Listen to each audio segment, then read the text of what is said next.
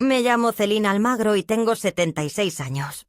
En este momento de mi vida, cuando muchas personas se permiten reducir el ritmo, yo me he convertido, por obligación, y no por elección, en testigo silente de una casa que ya no me pertenece del todo. Vivo con mi hijo Armando y su esposa Camila en una antigua casa de 2 niveles en las afueras de Guadalajara, donde el calor se acumula en los pasillos y los recuerdos se cuelgan como cuadros torcidos que nadie se molesta en enderezar. En esa casa, que alguna vez rebosó de risas infantiles y aroma a pan dulce, ahora reina un orden frío, práctico, impersonal, decorado según revistas de interiores y no por el amor o el tiempo. Yo soy una pieza que no encaja en ese nuevo rompecabezas que otros armaron sin consultarme. Cuando sufrí un pequeño infarto cerebral hace 3 años, mi movilidad se vio afectada. No de forma dramática, pero lo suficiente como para que Camila dijera en voz baja, pensando que yo no la escuchaba, que yo ya no podía vivir sola. Fue entonces cuando me ofrecieron una habitación en su casa, la del fondo, la que da al patio donde antes estaban mis plantas. Me mudé, no porque no pudiera cuidar de mí misma, sino porque comprendí que en ese momento era la única opción que no me llevaría a una residencia para ancianos. Pensé que, al menos, estaría cerca de mi hijo, del único ser humano que nació de mi cuerpo, a quien yo sostuve en mis brazos durante largas noches febriles, y a quien alimenté con arroz y esperanza durante los peores años de nuestra vida. No fue fácil criar a Armando sola. Su padre, Víctor, murió joven, de un accidente de tráfico cuando Armando apenas tenía 9 años. Me quedé viuda, con una pensión mínima, un taller de joyería heredado por mi esposo, y un niño con el alma rota.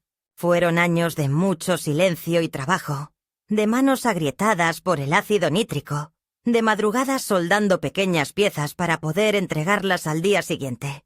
No me importaba el cansancio si eso significaba que mi hijo podría estudiar en un buen colegio, vestir con dignidad y jamás sentir la carencia de una madre ausente. La joyería fue mi refugio, mi modo de comunicarme cuando el dolor era demasiado grande como para hablar.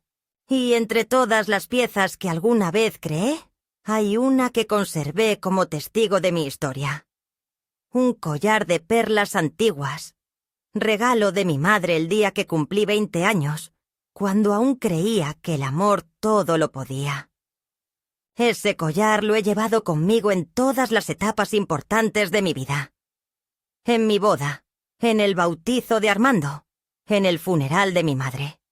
Incluso el día que firmé la escritura de la casa familiar con manos temblorosas. No tiene gran valor en el mercado moderno. Las perlas ya no se cotizan como antes. Pero para mí encierra más historia que cualquier testamento. Cada perla guarda un suspiro, una lágrima, un juramento hecho en silencio. Lo llevo en el cuello cuando necesito recordar que fui algo más que madre, que esposa, que herramienta para los demás. Lo llevo para no olvidar que, antes de ser sombra, fui fuego. Pero desde que Camila entró en nuestras vidas, el lugar que yo ocupaba comenzó a hacerse más estrecho, más borroso. Ella no es cruel, no en el sentido tradicional. Nunca me grita, nunca me insulta directamente. Es más sofisticada que eso. Su forma de herirme es a través de pequeñas omisiones, de decisiones tomadas sin mi presencia, de preguntas nunca formuladas. Desde el color de las cortinas hasta la comida que se sirve en la mesa, todo lleva su marca, su estilo, su idea de perfección. Yo soy un adorno antiguo en su museo moderno. No se me vota, pero tampoco se me valora.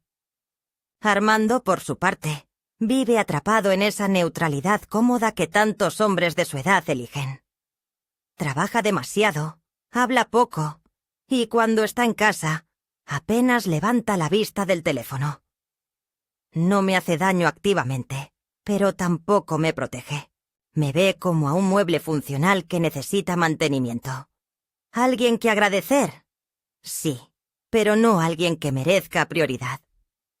Cada vez que Camila toma decisiones que me afectan, él asiente en silencio. O bien sale de la habitación como si el conflicto le diera alergia. No quiero pintar una imagen de mártir, ni pretendo que el mundo me deba algo. He vivido con dignidad, incluso en la escasez. He amado, he reído, he bailado boleros en bodas de vecinas hasta el amanecer. Sé lo que es el deseo, la pérdida y el milagro silencioso de despertar cada día con un nuevo dolor y aún así levantarse. Pero lo que no sé, lo que aún me cuesta comprender, es cómo se puede dejar de ver a quien te lo ha dado todo. ¿Cómo alguien puede sentarse frente a ti, en tu propia casa, y actuar como si fueras invisible? Desde hace semanas noto que Camila observa mi collar con una mezcla de interés y molestia. A veces hace comentarios como «ese diseño ya pasó de moda» o «las perlas envejecen el rostro». Pero nunca había pasado de las palabras. Pensé que, al igual que muchas cosas entre mujeres, su incomodidad se diluiría con el tiempo. Me equivoqué. Ayer por la tarde, mientras limpiaba con lentitud la repisa donde tengo las pocas fotografías que me quedan. Una de mi boda, otra del primer día de clases de Armando, y una tercera donde sostengo el collar en la mano, con mi madre detrás sonriendo. Sentí un escalofrío, no por el frío del ambiente, sino por esa sensación que una tiene cuando el viento cambia de dirección. Me quedé mirando la fotografía como si algo en ella intentara advertirme de lo que estaba por venir. No soy tonta, ni lenta, ni senil, aunque mi paso se haya vuelto más corto y mi espalda más encorvada. Mi mente sigue funcionando con una claridad que muchos jóvenes envidiarían. Y algo me dice que ese collar, mi collar, va a ser el centro de una tormenta que ya se está gestando. La diferencia esta vez será que no me dejaré arrastrar por ella. Porque hay batallas que no se eligen, pero se enfrentan. Y yo, Celina Almagro, ya no estoy dispuesta a que me borren de mi propia historia. El día que comenzó todo no parecía tener nada de especial. Era un jueves cualquiera, con el mismo sol indiferente colándose por las persianas, el mismo café tibio que me servía en la cocina de Camila con el cuidado de no derramarlo, como si incluso un pequeño accidente pudiera justificar nuevas críticas sobre mi presencia en su casa. Me senté como siempre en la esquina de la mesa auxiliar que me habían asignado desde que me mudé allí. Una mesa que estaba más cerca del lavavajillas que de la conversación, desde donde podía ver, pero rara vez participar. Camila cruzó la cocina en bata de seda, su cabello recogido con una pinza elegante que seguramente costaba más que todos mis vestidos juntos. Y al pasar junto a mí, comentó con tono neutro que esa noche habría una cena importante, que no me preocupara por cocinar ni por poner la mesa, porque todo estaría a cargo de ella. No me miró a los ojos cuando lo dijo. Me limité a asentir, apretando la taza con ambas manos para disimular la punzada de exclusión que sentí, como si mi papel se redujera a no estorbar, a estar en silencio, a no arruinar su escenografía. Pasé el resto del día en mi habitación, una especie de celda decorada con algunos objetos que logré rescatar de mi antigua casa. Una lámpara de bronce con pantalla de tela, mi máquina de coser que ya no puedo usar como antes, y una caja de madera que contiene algunas cartas de Víctor, amarillentas, dobladas con cuidado, donde aún se puede leer su caligrafía firme deseándome fuerza, paciencia y amor. Pasé la tarde releyendo una en particular, escrita cuando Armando tenía apenas 5 años, donde Víctor me decía que algún día nuestro hijo sería un hombre noble y bueno, y que todo el esfuerzo valdría la pena. Esa carta, más que consuelo, me produjo un nudo en el estómago, porque aunque todavía quería creer en esas palabras, cada vez me costaba más encontrar en mi hijo rastros de aquel niño que lloraba cuando me iba a trabajar o que me regalaba dibujos, donde siempre aparecíamos tomados de la mano. Al caer la tarde, escuché movimiento en la planta baja. Camila daba órdenes al personal de catering, ajustaba las luces, revisaba cada detalle como si se preparara para recibir a la realeza. Por alguna razón, decidí arreglarme. No tenía ninguna invitación formal, pero tampoco me habían prohibido bajar. Pensé que si aparecía elegante, con discreción, sin exigir protagonismo, podría participar aunque fuera como presencia silenciosa. Me puse un vestido azul oscuro, el mismo que usé en el último aniversario de bodas de mis vecinos hace años. Me recogí el cabello con cuidado y, por supuesto, me coloqué mi collar de perlas. Sentirlo sobre la piel fue como una pequeña ceremonia privada, como un recordatorio de que yo también tenía derecho a ocupar un lugar en esa casa, en esa cena, en esa familia. Cuando bajé las escaleras, la casa ya estaba iluminada con luces tenues y velas aromáticas. La mesa larga del comedor estaba impecablemente puesta. Copas alineadas como soldados, platos de porcelana blanca, servilletas dobladas con precisión quirúrgica. Camila hablaba con un hombre que parecía un asesor financiero, y cuando me vio, su rostro se tensó apenas un segundo antes de recomponerse. Se acercó y me tomó del brazo con una sonrisa demasiado amplia para ser sincera. «Celina, qué bien te ves, pero esta noche es una cena muy específica, de negocios. Me temo que va a ser un poco intensa para ti». No supe si era una excusa o un eufemismo, pero entendí el mensaje. Iba a dejarlo pasar, retirarme sin causar incomodidad.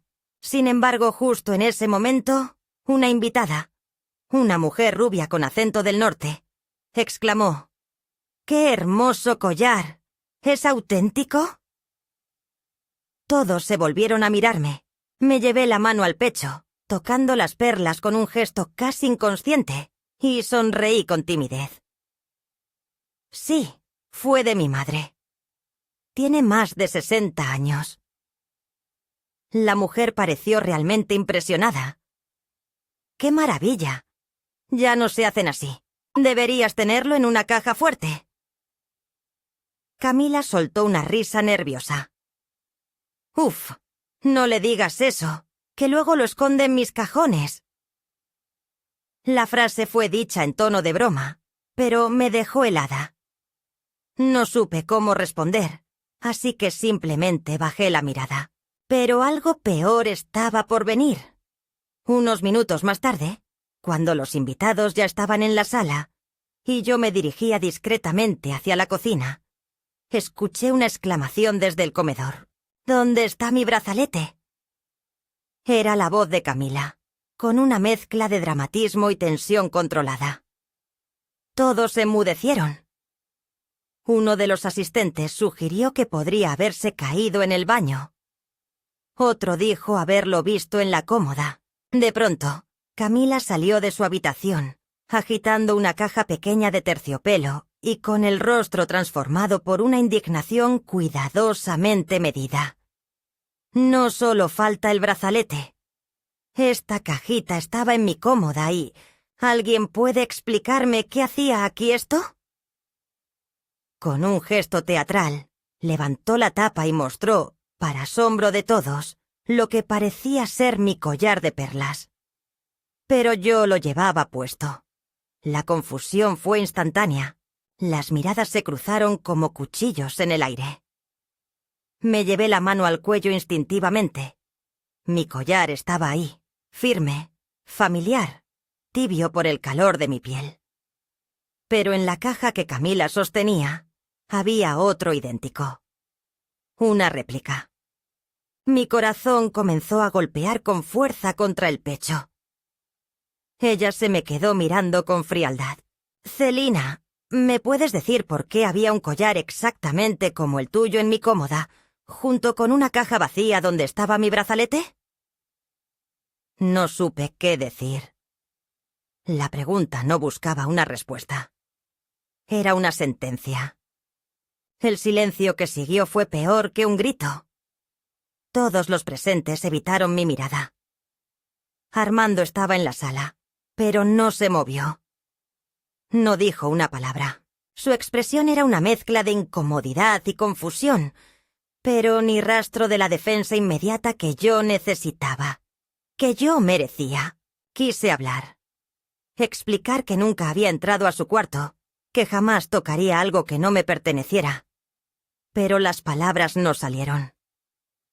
Mi lengua, entorpecida desde el infarto, traicionó mi mente lúcida. Solo logré articular un yo no, antes de que Camila dijera, en voz baja pero firme: será mejor que subas a tu habitación. Las lágrimas no salieron en ese momento. Solo una rigidez fría se apoderó de mí. Subí las escaleras despacio, sintiendo cada escalón como un peldaño hacia un abismo que no terminaba nunca. Cuando cerré la puerta de mi cuarto, no me quité el collar. Me senté frente al espejo y me lo observé largamente, buscando señales, marcas, algo que me diferenciara del otro, que demostrara que el mío era el verdadero. Pero no vi nada, solo mi rostro, pálido, envejecido, herido por una acusación que, en el fondo, sabía que no era improvisada. Esa réplica no había aparecido por arte de magia. Alguien la había colocado allí. Y yo comenzaba a sospechar quién. El aire se volvió espeso. La certeza se fue instalando en mí como una brasa lenta. Alguien quería quitarme no solo el collar, sino algo mucho más profundo. Mi lugar. Mi dignidad. Mi pasado. Tal vez Camila pensaba que, quitándome mi símbolo más antiguo, podría borrar mi historia, mi pertenencia, mi voz. Pero si algo he aprendido a lo largo de estos 76 años, es que no se puede borrar la verdad con una mentira, por muy bien decorada que esté. Esa noche no dormí. Me quedé sentada en la butaca, con el collar aún puesto, mientras allá abajo seguían las risas fingidas, los brindis huecos, los secretos entre miradas. Yo sabía, con una claridad que dolía, que no era un accidente. Era una emboscada, y aunque me habían tomado por sorpresa, no me habían derrotado. Pasaron 3 días desde la cena y la acusación. 3 días de un silencio espeso, de esos que no se rompen ni con palabras ni con gestos. Camila no volvió a tocar el tema directamente, pero sus movimientos en la casa, sus maneras aún más precisas y contenidas, llevaban un mensaje claro. Yo había cruzado un umbral invisible. Armando, por su parte, se sumió en un estado de evasión meticulosa. No me miraba cuando pasaba por el comedor. No entraba a mi habitación como solía hacerlo una vez cada tanto, para preguntarme si necesitaba algo, incluso su beso de buenas noches. Un gesto que, por rutinario, había llegado a ser mi ancla. Desapareció sin anuncio ni despedida. El espacio que antes ya sentía ajeno se volvió ahora hostil. No había gritos, no hubo nuevas confrontaciones, pero tampoco hubo disculpas ni explicaciones. Me convertí en la sombra completa de una historia que había ayudado a construir. Las mañanas se volvieron especialmente difíciles. Me levantaba temprano, como siempre, por inercia más que por necesidad. Desayunaba sola, con el ruido de los cubiertos retumbando en la cocina silenciosa, como si fueran tambores de una guerra que nadie se atrevía a nombrar. Observaba por la ventana cómo Camila salía con su bolso de diseñador colgado al brazo, las llaves del coche tintineando con arrogancia, su andar firme, su peinado perfecto, y no podía evitar pensar en la diferencia abismal entre ella y yo. No hablo de edad ni de belleza. Ambas cosas son ilusiones transitorias. sino de mirada, de alma. Camila caminaba por el mundo como si todo le perteneciera. Yo, en cambio, me había pasado la vida entera pidiendo permiso. Una mañana, mientras regaba las macetas secas de mi cuarto, las únicas plantas que me quedaban, sobrevivientes de un traslado forzado desde mi antigua casa, se me ocurrió revisar el pequeño baúl donde guardaba algunas cosas importantes. No tenía cerradura ni doble fondo, solo una caja de madera noble que había pertenecido a mi madre, con bisagras que chirriaban al abrirse. Dentro estaban, entre otras cosas, una antigua libreta con recetas escritas a mano, un pañuelo de encaje con mis iniciales y un pequeño cuaderno de notas de joyería, donde anotaba las piezas que creaba cuando el taller aún funcionaba. Al final del cuaderno, doblada con mucho cuidado, encontré una hoja con el croquis exacto del collar de perlas. Incluía el número exacto de perlas, el tipo de hilo, el broche con incrustaciones de nácar y la firma microscópica que yo misma había escondido en la base del cierre. Una C minúscula grabada en ángulo. Era una costumbre que heredé de mi maestro. Firmar discretamente las piezas únicas, no para presumir, sino para dejar rastro. Como los artistas que firman sus lienzos en un rincón del óleo. Esa marca estaba en el original. Lo supe con absoluta certeza. Y lo que Camila mostró aquella noche, no podía tenerla. Con ese pensamiento en mente, esperé a que ambos salieran de la casa. Camila a su sesión de pilates, Armando a su consultorio.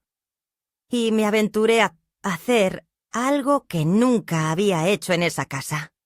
Entrar en su habitación. No por venganza, ni por curiosidad, sino por necesidad de saber. Llevaba días sintiéndome atrapada en un laberinto de dudas, y necesitaba una salida, aunque doliera. La puerta no tenía llave. Entré con el corazón latiéndome en las sienes. Todo estaba en perfecto orden, como siempre. Los cojines acomodados con simetría quirúrgica, los perfumes alineados como soldados, los libros de decoración apilados por tamaño y color. Me dirigí a la cómoda, abrí lentamente el cajón superior, y allí estaba. La caja de terciopelo azul oscuro. Temblando, la tomé y la abrí. Adentro, reposaba el collar. Exactamente igual al mío. O casi. Con manos cuidadosas, lo sostuve contra la luz. Conté las perlas. Palpé el broche. Busqué la pequeña firma en la base. No estaba. Me costó varios minutos aceptar lo que mis ojos ya sabían. Era una réplica. Una imitación perfecta, pero sin alma, sin historia, sin origen. Dejé el collar dentro, lo cerré con cuidado, volví a colocar la caja en su lugar y me retiré de la habitación con un nudo en la garganta que no era de alivio, sino de furia contenida. Ya no tenía dudas. Camila había copiado mi collar. Pero no solo eso. Lo había colocado allí intencionalmente. Había querido desacreditarme. Manchar mi nombre. Reducir mi existencia a la caricatura de una anciana confusa, quizás cleptómana, que debía ser vigilada y limitada. Y lo peor no era el gesto en sí, sino la intención detrás. Quería desplazarme. Quitarme el poco espacio simbólico que me quedaba. Los días siguientes se convirtieron en un campo minado emocional. Camila seguía con su tono amable y cortés, pero cada palabra llevaba una aguja oculta. Me ofrecía ayuda para subir escaleras que podía subir perfectamente. Me corregía la forma en que acomodaba los cubiertos, intentaba colaborar en la cocina. O simplemente me sugería descansar cuando me veía demasiado tiempo de pie. La paciencia con la que se dirigía a mí era ofensiva en su condescendencia. Era como si me tratara de convencer de que yo ya no era funcional, de que mi lugar en el mundo se había vuelto un estorbo. Y Armando, Él seguía sin hablar del incidente. Ni una palabra sobre el collar, ni sobre la réplica, ni sobre la insinuación de robo. Pero tampoco pedía disculpas. Tampoco indagaba. Su silencio me resultaba más hiriente que cualquier acusación, porque no venía de una mujer que nunca me quiso, sino de un hijo al que amé por encima de todo. ¿Cómo se llega a eso? ¿En qué momento un hijo deja de creerle a su madre, o peor aún, deja de interesarse en su versión de los hechos? Comencé a notar pequeños cambios. El personal de limpieza ya no entraba a mi cuarto. Los sobres con mis medicamentos venían sin nombre. Una mañana, Camila mencionó de pasada que una residencia podría ser más adecuada para ciertos cuidados a largo plazo. Fingí no escuchar, pero la frase se me quedó clavada como espina en la carne. No era solo una amenaza, era una estrategia, un cerco sutil que se iba cerrando poco a poco. Yo lo conocía bien. Lo había visto en otras mujeres, en vecinas que terminaron en hogares de ancianos por decisiones tomadas por su bien. Mujeres con pasado, con historia, convertidas en paquetes incómodos que estorban la estética de las nuevas generaciones. Entonces tomé una decisión. No iba a enfrentar a Camila. No aún. Pero tampoco iba a dejar que me borraran en silencio. Fui hasta mi caja, saqué el cuaderno de joyería, lo envolví en una bolsa de tela y escribí una carta. No para Armando, ni para Camila, para la única persona que sabía que podría entender. Teresa, mi antigua alumna, ahora diseñadora de joyas en San Miguel de Allende. Le pedí ayuda. No para vengarme, sino para probar la verdad. Le conté lo sucedido. Le envié una foto del collar auténtico y le pedí que examinara el falso, si conseguía acceso a él. Ella respondió 2 días después. Con una mezcla de rabia y ternura, me confirmó lo que yo ya sabía. El collar de Camila era una copia hecha por un taller contemporáneo que había cerrado hacía 5 años. Incluso reconoció el patrón de engarce, propio de una joyera específica. Había evidencia. Había verdad. Pero aún no había justicia. Y entonces, en medio de todo ese torbellino, llegó la gota final. Una noche, después de la cena, mientras Camila recogía la mesa con su eterna eficiencia, Armando me dijo sin mirarme que había estado pensando en reorganizar la casa, que tal vez mi habitación podía transformarse en una oficina más útil. No dijo dónde me trasladarían. No preguntó mi opinión. No explicó. Solo anunció. Como si yo fuera una silla vieja, un mueble obsoleto que podía moverse sin consulta. No contesté. Me limité a levantarme, subir a mi habitación, cerrar la puerta y empezar a empacar. No sabía todavía a dónde iría, pero sí sabía que no podía seguir allí, porque había una forma de morir sin dejar de respirar. Ser invisible entre los tuyos.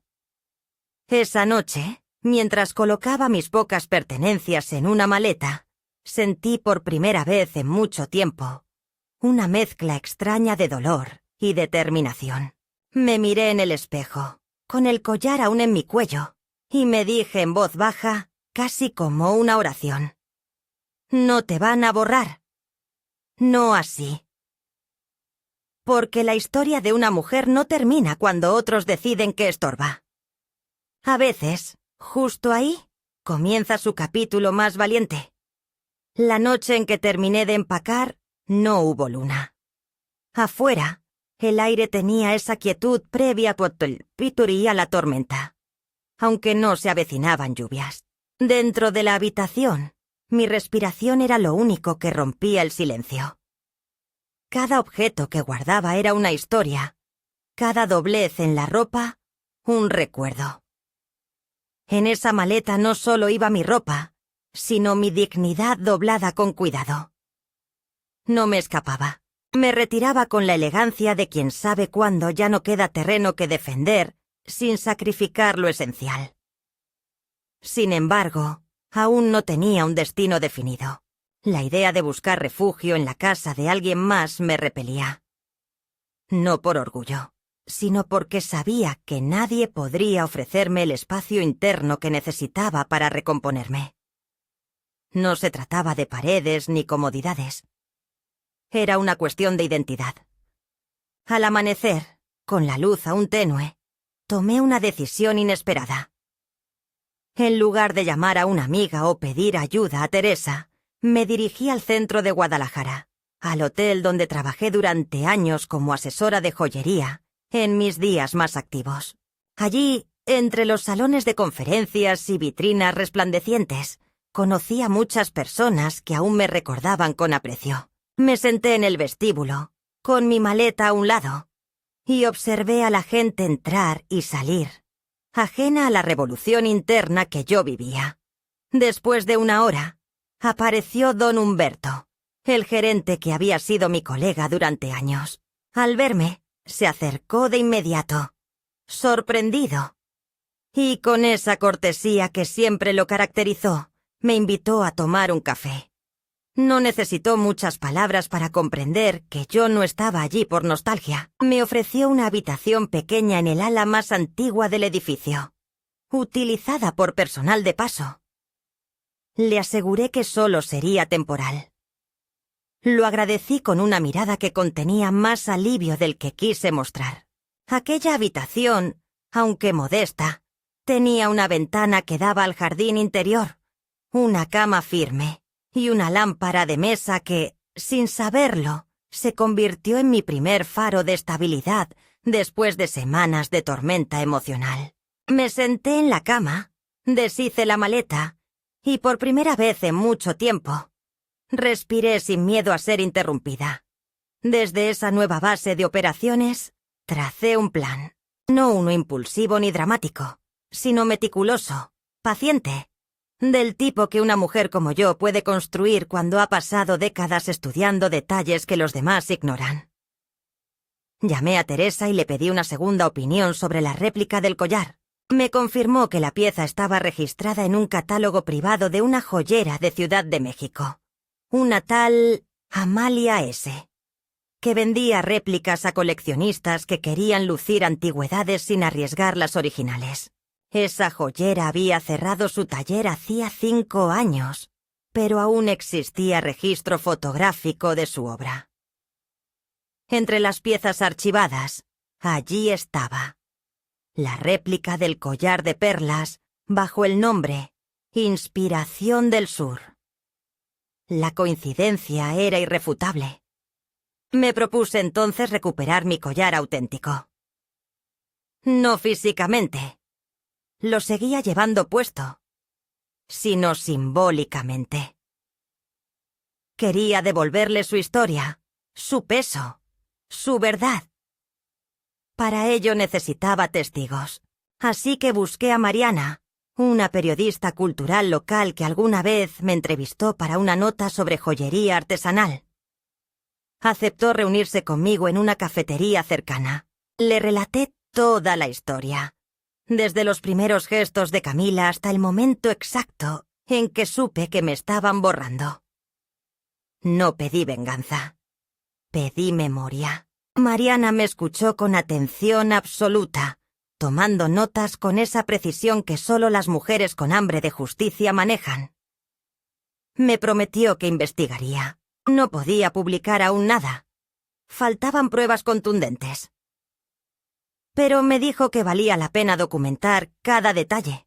Durante esa semana, mientras la rutina en casa de mi hijo seguía sin mi presencia, comencé a escribir. No un diario, sino un testimonio. Cada noche me sentaba en la pequeña mesa del hotel y describía los años de mi vida que había sacrificado para que Armando pudiera tener la educación, la estabilidad y la familia que ahora no se molestaba en defenderme. Recordé cómo vendí el anillo de compromiso de Víctor para pagar el último semestre de su universidad. cómo empeñé mi colección de piedras semipreciosas para ayudarle con la entrada de su primera clínica, cómo convertí cada cumpleaños mío en una excusa para regalarle a él algo que necesitaba. Todas esas escenas estaban presentes en mi memoria, pero nunca las había puesto por escrito. Me di cuenta, con una mezcla de tristeza y resolución, que si yo no contaba mi historia, nadie lo haría, y que mi silencio, por amor o por costumbre, había sido parte del problema. Un día, mientras escribía sobre un viaje que hicimos cuando Armando era niño, una excursión a Tequila donde recolectamos piedras en el río, una emoción desconocida me hizo detener la pluma. No era tristeza.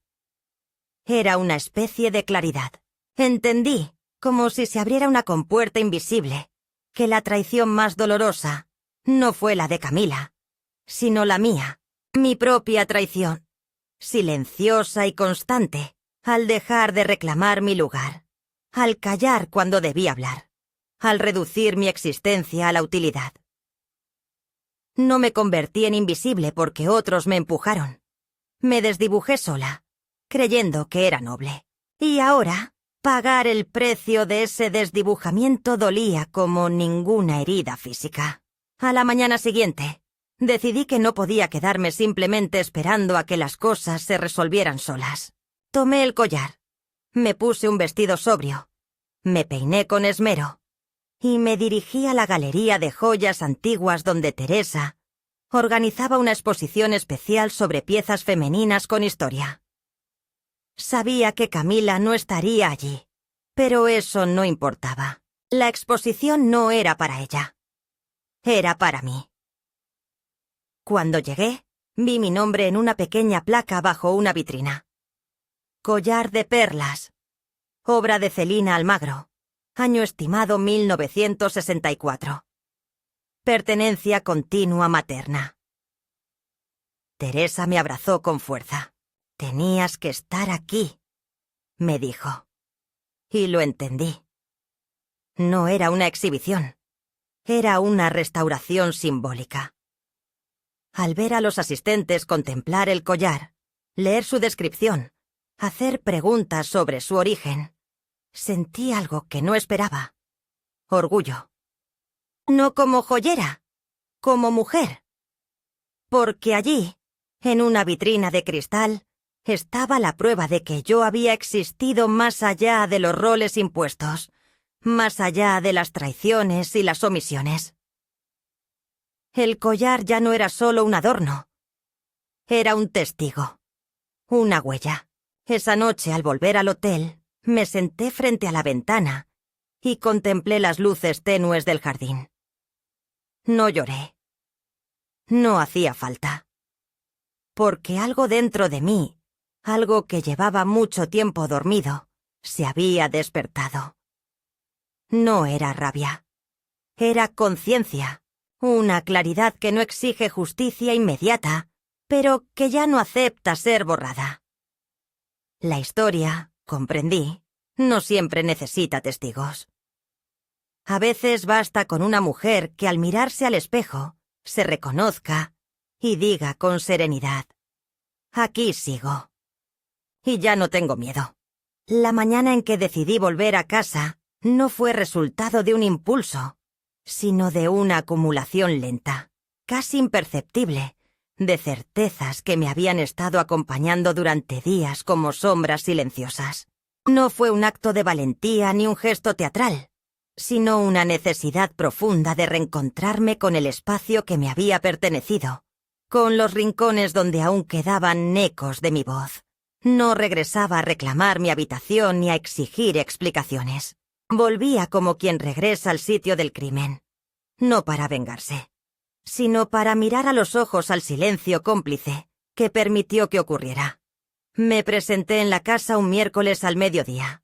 El portón estaba cerrado, como siempre, y toqué el timbre sin anticipar quién abriría.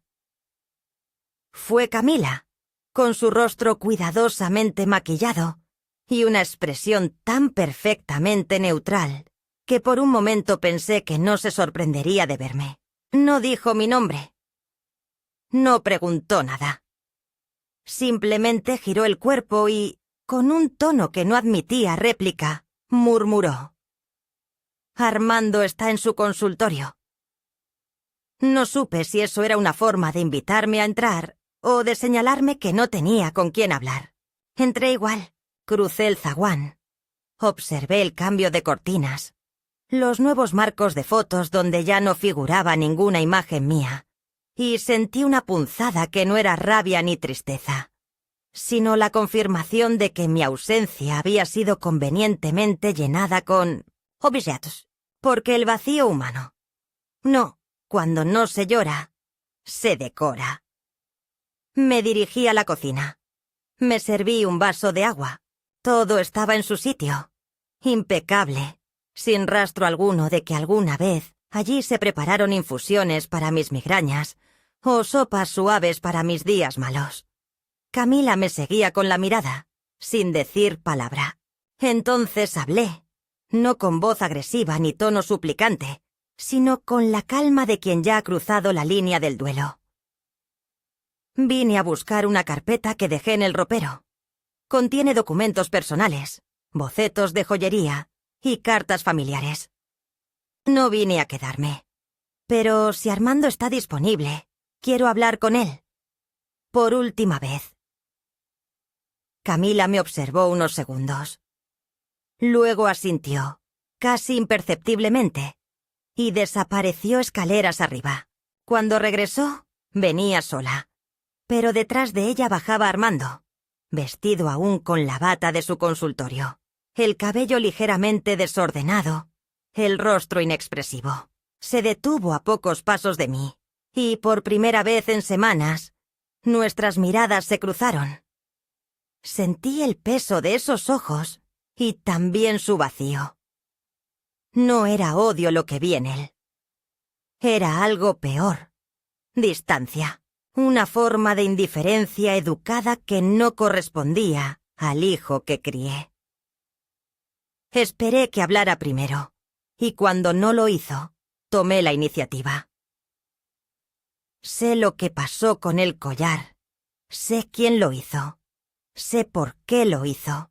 Pero no estoy aquí para pedirte que tomes partido ni para discutir quién tiene razón. Estoy aquí para preguntarte algo muy simple. ¿En qué momento dejé de ser tu madre? ¿Cuándo dejaste de mirarme como a alguien real, con nombre, con historia, con lugar en tu vida? Porque yo no me fui. Me empujaron, y tú lo permitiste. Armando tragó saliva, miró hacia el suelo, y luego alzó la cabeza con un gesto que en otros tiempos habría interpretado como culpa, pero que ahora era simplemente una forma de sostener el protocolo. «Mamá, esto se está saliendo de control». Camila me dijo que todo se malinterpretó, que no era una acusación directa. Fue un malentendido, un momento de confusión. Sentí una carcajada atascada en la garganta, pero no salió. En su lugar, dije con tono sereno: ¿Confusión? ¿Un collar idéntico al mío en su cómoda? ¿Una acusación velada frente a extraños? Tu silencio. No fue confusión. Fue cálculo, y tú preferiste no intervenir porque te resultaba más cómodo. Porque el conflicto te incomoda más que la injusticia. Pero ahora lo que está en juego no es un collar, Armando. Es mi historia. Y te la estoy quitando. Ya no está a disposición de nadie que no sepa defenderla. El silencio que siguió fue tenso, pero no doloroso. Porque por primera vez en mucho tiempo, sentí que hablaba desde un lugar firme, no desde la necesidad de ser validada. Me dirigí entonces a mi antigua habitación, recogí la carpeta, y mientras lo hacía, noté que algunas cosas habían sido movidas. Unos papeles alterados de lugar. Una caja abierta que yo recordaba cerrada. Entendí que incluso mis recuerdos físicos habían sido revisados sin mi consentimiento. Me volví, Cerré la puerta con cuidado, y antes de salir de la casa, me detuve frente a Camila. La miré sin odio, solo con la frialdad que uno reserva para lo irreparable. No me quitaste el collar, Camila. Me diste el impulso que necesitaba para volver a recordar quién soy. Y tú, Armando, elegiste el silencio. Ahora vive con eso, porque la próxima vez que cuenten la historia de esta familia, será desde mi voz, no desde sus fotos editadas. Salí sin esperar respuesta. Afuera, el sol caía con violencia sobre las baldosas del patio. Sentí el calor en el rostro, y me pareció justo. Como si la vida misma me confirmara que todo lo que ardía por dentro también debía ser sentido en la piel.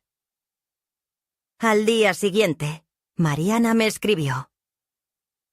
Había terminado el primer borrador del artículo. Lo tituló El collar duplicado, cuando la memoria se convierte en amenaza. No mencionaba nombres, pero la historia era clara. Incluía referencias a la exposición, a la réplica de joyería, a las dinámicas familiares que silencian a las mujeres mayores. Me lo envió para aprobación. Leí cada palabra con una mezcla de orgullo y tristeza, porque lo que allí se narraba no era solo mi historia. Era la de muchas. Era la de todas las Celinas, Lourdes, Graces y Margaux, que en algún momento fueron expulsadas del centro de su propia vida. El artículo se publicó en la sección cultural de un medio local. No se viralizó, no generó escándalo. Pero llegó a quienes debía llegar. Recibí correos de mujeres desconocidas, llamadas de antiguas alumnas, mensajes de antiguas clientas que recordaban mis diseños, mi risa, mi manera de hablar del oro como si fuera un idioma. Me invitaron a dar una charla en la universidad, otra en una casa de cultura. Empecé a llenar mis días con voces que sí querían escucharme. No como madre, ni como carga. Como mujer, una tarde, mientras caminaba por el andador de los talleres artesanales, vi a una joven madre discutir con su madre anciana sobre el precio de unas servilletas bordadas. La escena, en otra época, me habría parecido familiar, pero esta vez no me identifiqué con la anciana. Me vi en la joven. Y comprendí que en algún momento yo también había invalidado la voz de mi madre. No con crueldad, pero sí con descuido. Y que ese ciclo solo se rompe cuando alguien decide decir basta, aunque el precio sea la soledad. En la puerta del hotel me esperaba una carta, sin remitente. La letra, sin embargo, era inconfundible. Armando. En ella, con torpeza pero con sinceridad, me pedía perdón. No intentaba justificar a Camila. Tampoco se lavaba las manos. Solo decía que estaba confundido. Que leer el artículo le había abierto una grieta, que ver el collar en una vitrina, bajo mi nombre, lo había hecho llorar. No respondí de inmediato. Dediqué días a pensar si ese gesto merecía redención. Al final, decidí que sí, pero no en los términos que él esperaba. Le escribí de vuelta. Le dije que el perdón no era una puerta automática que se abre con disculpas. Que el daño había sido hecho. Que mi vida seguía, no en oposición a la suya, sino aparte. Y que si algún día quería reencontrarse conmigo, debía aprender primero a mirarme como lo que soy. No su madre, no una víctima, no una sombra. Una mujer completa. Cerré el sobre. Lo entregué en recepción y me fui a preparar mi próxima charla. Esta vez hablaría sobre la autenticidad en la joyería, pero también sobre la autenticidad en la memoria, porque hay verdades que brillan más que el oro. Y yo, finalmente, había decidido no pulir más el silencio. La invitación llegó en un sobre blanco, con el membrete del despacho de abogados Rivas y Ortega. No fue enviada por correo, sino entregada en mano por un mensajero que llegó al hotel con una expresión neutra, sin saludar, sin buscar mis ojos, como si intuyera que el contenido del sobre traía consigo un peso que no debía compartir.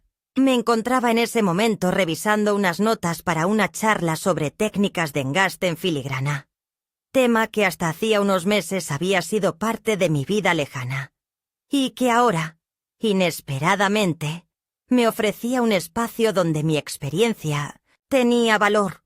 Tomé el sobre, lo abrí con cuidado y leí. Era una notificación formal. Camila y Armando me citaban a una reunión privada para resolver asuntos legales y familiares, en un ambiente de cordialidad y mutuo respeto, palabras que en ese contexto sonaban como cortinas de humo. La fecha estaba fijada para 2 días después. El lugar. El mismo despacho donde, hace años, firmamos los papeles del traspaso de la casa familiar, en aquellos tiempos en que aún creía que poner todo a nombre de mi hijo era un acto de amor, no de autoaniquilación. Esa noche no dormí. No por miedo, sino por la intensidad de pensamientos que me golpeaban como olas incesantes. No me aterraba la confrontación. Me asustaba lo que pudiera revelar de mí misma. Me preguntaba si, después de todo lo que había ocurrido, todavía quedaba una parte de mí que buscaba la aprobación de Armando, o si el dolor ya se había oxidado tanto que solo quedaba la estructura firme de la determinación. Releí la carta de él varias veces.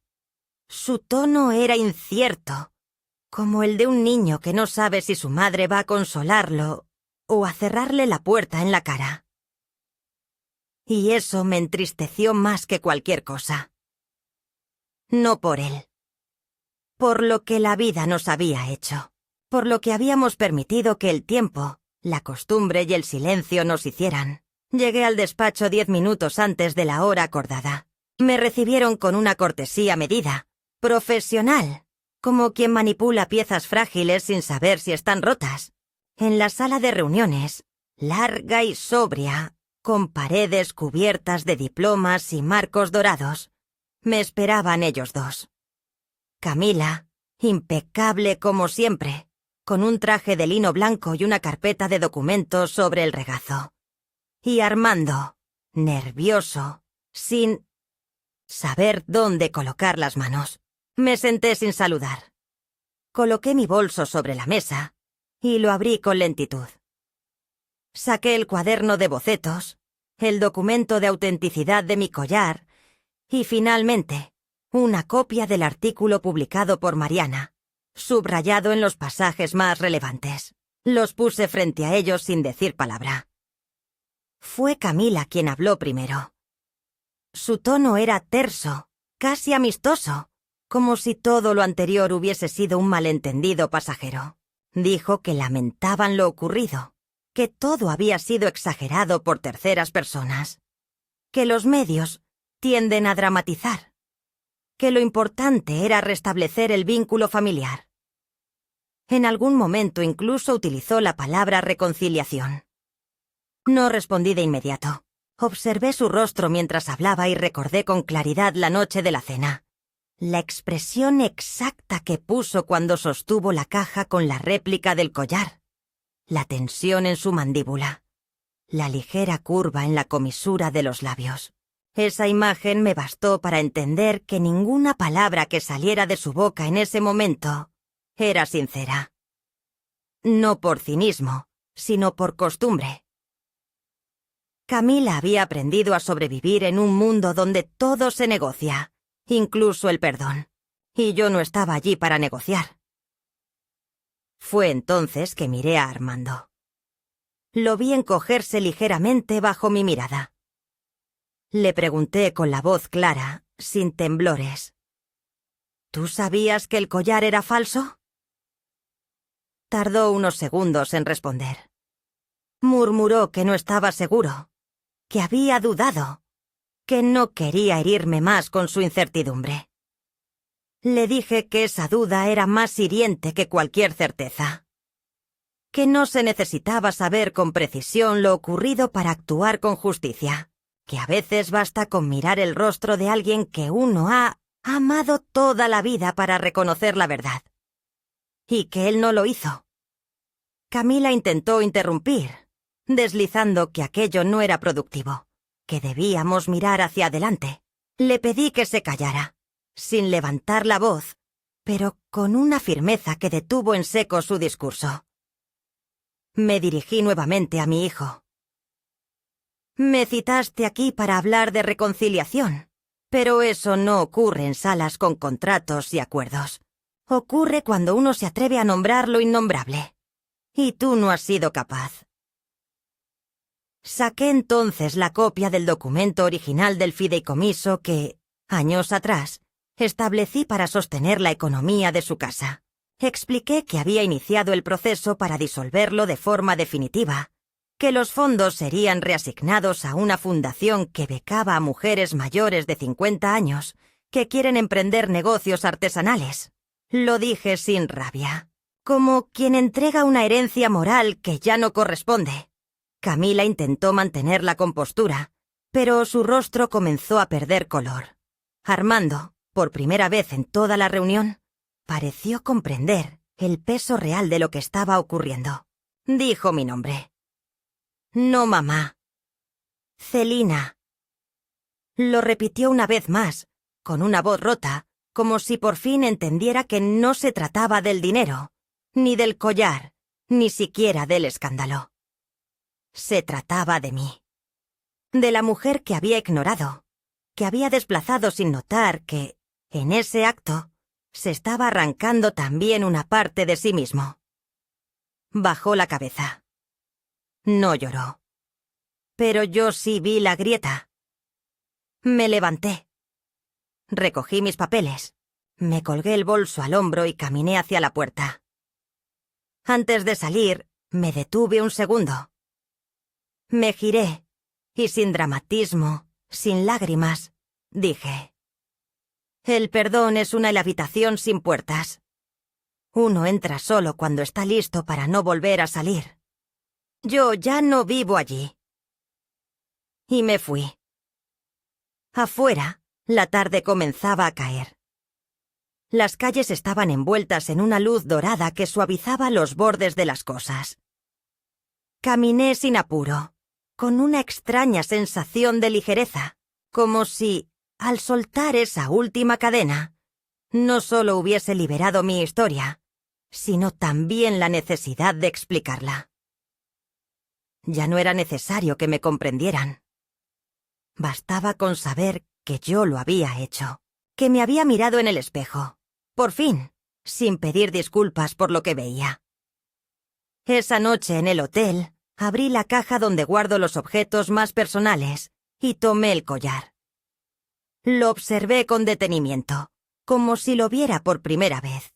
Cada perla, con su lustre único, era un pequeño testigo de mi vida. Del amor que di, de las veces que callé, de las batallas que perdí por miedo y las que gané en silencio.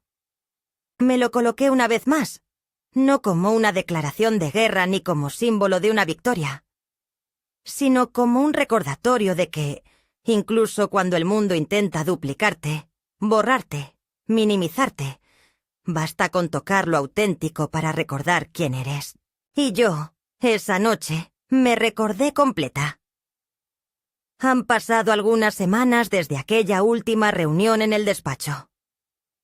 El silencio que siguió fue absoluto, y lejos de dolerme, lo recibí como un bálsamo.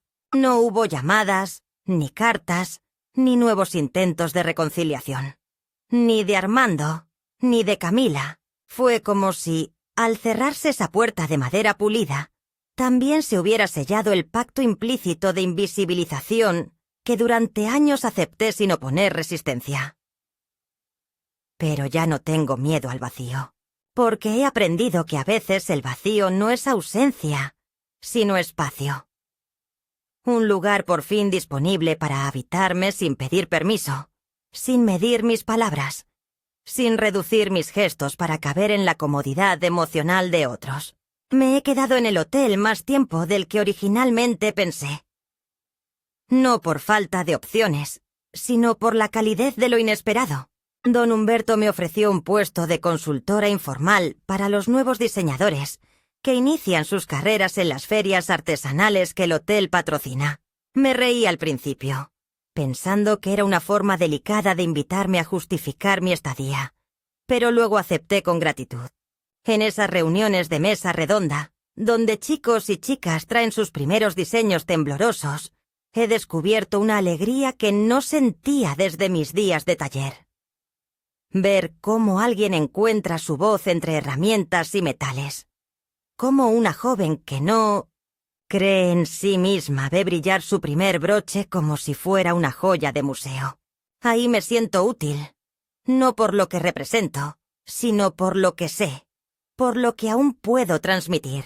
Una tarde, mientras revisábamos unos bocetos de collares tejidos con hilos de plata, una de las chicas, Lucía, me preguntó si yo había diseñado alguna pieza que tuviera alma. No dudé. Saqué una pequeña fotografía que ahora llevo siempre en mi cartera. Mi collar, el original, el de perlas naturales que heredé de mi madre, que transformé con mis manos y que se convirtió en testigo y símbolo de todo lo que soy. La imagen lo mostraba reposando sobre terciopelo azul, con la luz justa para revelar su historia. «Esta», le dije. «Porque no fue hecha para vender ni para gustar, fue hecha para durar». Lucía me miró con respeto, ese tipo de respeto que no se enseña ni se exige. Y en sus ojos entendí que, aunque muchas cosas se hayan perdido, mi esencia no estaba entre ellas.